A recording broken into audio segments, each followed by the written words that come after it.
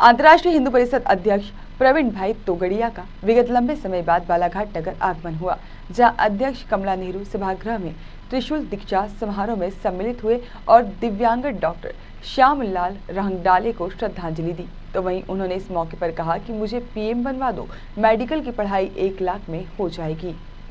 अंतर्राष्ट्रीय हिंदू परिषद अध्यक्ष तोगड़िया के बालाघाट आगमन पर राष्ट्रीय बजरंग दल के कार्यकर्ताओं के द्वारा भव्य स्वागत किया गया। त्रिशूल दीक्षा समारोह में अपने ओजस्वी संबोधन के बाद कार्यकर्ताओं से मिलने के बाद तोगड़िया ने दिव्यांग डॉक्टर श्यामलाल रंगडाले को श्रद्धांजलि दी और केंद्र सरकार पर निशाना भी साधा। डॉक्टर प्रवीण भाई तोगड़िया ने कहा कि हिंदुस्तान में 100 करोड़ हिंदू हैं, लेकिन इनकी संख्या लगातार घटती जा रही है। भारत में मेडिकल की पढ़ाई करने के लिए 1 करोड़ लगते हैं, जबकि यूक्रेन में 25 लाख में यह पढ़ाई हो जाती है। इसलिए भारत के बच्चे मेडिकल की पढ़ाई करने यूक्रेन जाते हैं। उन्होंने कहा कि 15 फरवरी तक यूक्रेन से भारतीय छात्रों को भारत लाना चाहिए था, लेकिन मोदी सरकार ने ऐसा नहीं किया। उन्होंने यूक्रेन में मारे गए भारतीय छात्र की मौत पर भी दुख जताया। तोगड़िया ने कहा कि वीर हिंदू चेता हिंदू हमारा मिशन है, क्योंकि हिंदू खतरे में हैं और इसके लिए गांव-गांव तक मिशन चलाया जा रहा है और राष्ट्रीय बजरंग दल का गठन कर युवाओं को जोड़ा जा रहा है। पुलवामा में भी होना चाहिए। हिंदूवादी विचारधारा के उच्च स्तर पर आप राजनीति करते हैं और साथ में जो ये अभी आपने कहा कि 1 करोड़ रुपए जो स्टूडेंट को लगते हैं, इसके लिए क्या आप करना चाहेंगे? अपनी ओर से क्या करना चाहेंगे? नहीं, मेरी ओर से नहीं हो सकता। मुझे प्राइम मिनिस्टर बना दो, मैं 10 लाख नहीं 1 लाख की फीस में 1,05,000 में हर साल 20,000 गरीब के बेटे को डॉक्टर बनवा दूंगा। टैलेंट पीएम बनने बाकी ये मुझसे नहीं हो सकता। तो ये तो सरकार के हाथ में है ना। प्रवीण तोगड़िया का कर्नाटक के MBBS पढ़ने गए भारतीय छात्र की मृत्यु पूरे भारत के लिए दुख और चिंता का विषय है कि हमारा बेटा डॉक्टर बनने गया था और भारत में उनका मरा हुआ मृत शरीर वापस लौट रहा है। 20 लाख के करीबन भारतीय यूक्रेन में हैं, उनमें 16 लाख छात्र हैं। 15 फरवरी जब युद्ध होगा ऐसा तय हुआ, तभी ये छात्र को भारत में लाना चाहिए था। अभी भी भारत सरकार यूक्रेन से सटे हुए देश पोलैंड, रोमानिया, हंगेरी, वहां से 100 बसें यूक्रेन में भेजें। ये छात्र मेडिकल कॉलेज के कैंपस में रह रहे हैं, माने एक साथ है, ढूंढने की जरूरत नहीं है। और ये बसों पर ऐसा झंडा लगाए ताकि रशिया की सेना उस पर बमबार्डिंग न करे। रशिया से हमारे अच्छे संबंध हैं, इसलिए भारत सरकार को 100-200 बसें यूक्रेन में भेजकर छात्रों को निकलवाना चाहिए। वहां -10 डिग्री ठंड है, बर्फ है, उसमें हम छात्रों को कहेंगे कि आप निकलकर हंगेरी, पोलैंड आओ। कहां निकलेंगे?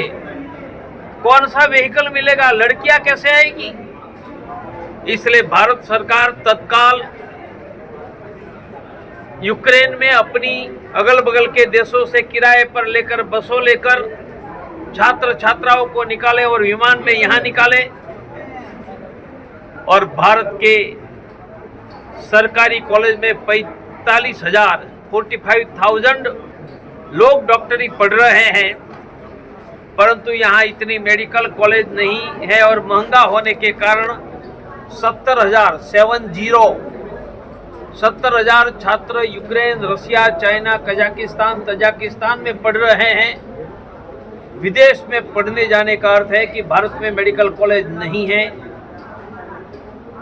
तो 1 करोड़ रुपया फीस है और यूक्रेन में 25 लाख फीस में पढ़ना, खाना, पीना, रहना हो जाता है। तो भारत में मेडिकल कॉलेज की सुविधा अपर्याप्त है, महंगी है, उनके बारे में भी देश में पुनर्विचार होना चाहिए। सर, किस सरकार गंभीर नहीं इन बच्चों को लाने को लेकर? 15 फरवरी को तय होगा कि तो युद्ध होगा, तो 15 फरवरी को ही सबको ले आना चाहिए। युद्ध की राह कैसे देख सकते हैं? सरकार ने और युद्ध शुरू हुआ तब कहते कि निकलकर पोलैंड आओ, आएंगे कैसे -10 degree temperature? Medical college campus में है, बसें हम पोलैंड से भेज देते और रशिया को कहते कि इस बस पर हमारा ऐसा झंडा होगा, उस पर बम्बार्डिंग ना होगा, नहीं होता। सरकार ने देरी की।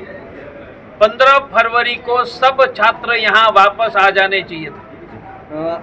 एक और मेरा सवाल है, गुजरात सहित अन्य राज्य मतलब अभी जो चुनाव हो रहे हैं, खासकर यूपी का चुनाव, इसको लेकर आपकी क्या राय है, क्या दिख रहा है आपको? चढ़ान कठिन है, किसान नाराज है। जो 700 किसान दिल्ली की सीमा पर सर जैसे कि आपने वीरगति प्राप्त हुए, उनमें सबसे बड़ी संख्या उत्तर प्रदेश के किसानों की थी। बदलाव देख रहे हैं उत्तर प्रदेश में? वह तो उत्तर प्रदेश की जनता कहेंगे, मैं कहूँगा राह कठिन है, किसान नाराज है। किसान को एमएसपी अभी तक नहीं मिल पा रही है, वो काफ़ी संघर्ष कर रहा है। इसलिए कौन किसानों को समर्थन मूल्य नहीं मिला है। जो 700 किसान मरे, उनको 1 करोड़ रुपया देना चाहिए, वह नहीं मिला है, तो किसान नाराज है। और मेरा स्पष्ट मत है, पूरे देश के किसानों को फसल के दाम मिलने चाहिए, और फसल के दाम मिलने का एक ही रास्ता है, समर्थन मूल्य का, एमएसपी का कानून बनाओ। जैसे कि आपने कहा कि बाहर में 25 लाख की पूरी पढ़ाई हो जाती है, मेडिकल की पढ़ाई, खाना पीना तीनों सभी हो जाती है, और फिर भी हिंदुस्तान के अंदर 1 करोड़ रुपए लगता है। तो ऐसा क्या, इसकी जिम्मेदारी कौन है? ऐसा क्या लगता है कि यहाँ पर हिंदुस्तान के अंदर में जो भी पढ़ाई हो रही है इतनी महंगी क्यों है? क्योंकि जिम्मेदार कौन है? क्योंकि हिंदुस्तान में गने चुने पेशेदार के बेटे ही डॉक्टर बने, आपका भाई न बने, आपकी बहन न बने। ये देश अब मध्यम वर्ग और गरीब के लिए नहीं रहा है। 1 करोड़ में डॉक्टर बनता है, तो आप में से कोई नहीं बनाओगे। और मैंने कहा मैं 1500 रुपया फी 5 साल की, उनमें डॉक्टर बना।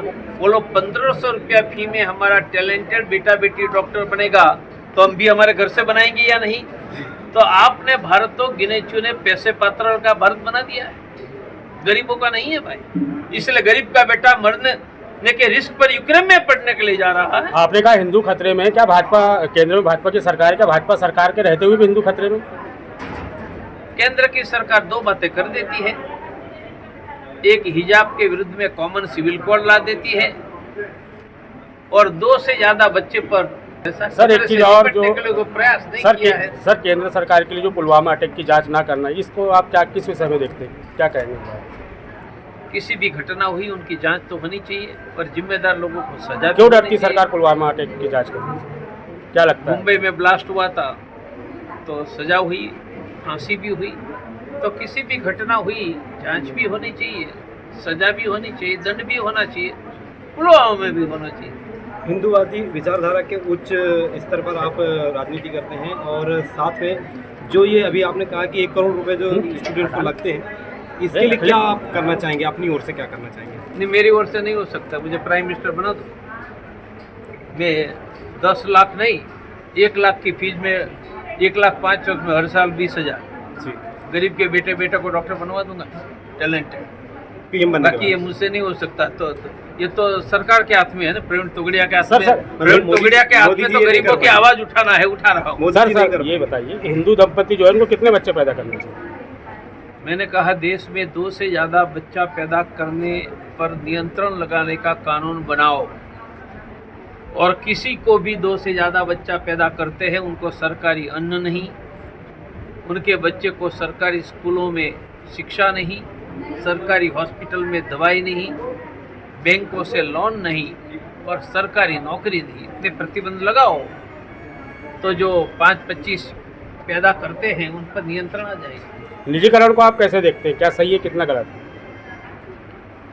रेलवे का, एयरपोर्ट का, LIC का निजीकरण गलत है।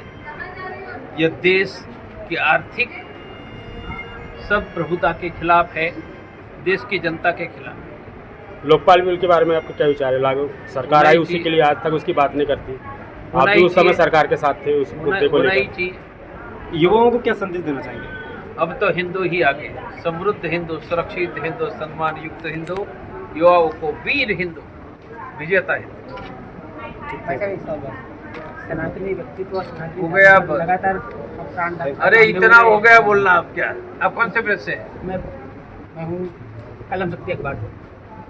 कलम शक्ति भोपाल से आता हूँ। एक प्रश्न पूछो। एक मिनट, लास्ट में